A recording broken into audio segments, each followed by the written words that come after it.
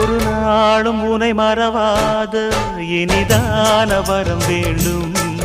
உறவாலும் உடல் உயிராலும் பிரியாத வரம் வேண்டும். விடியோடு இமை போலே விலகாத நிலை வேண்டும்.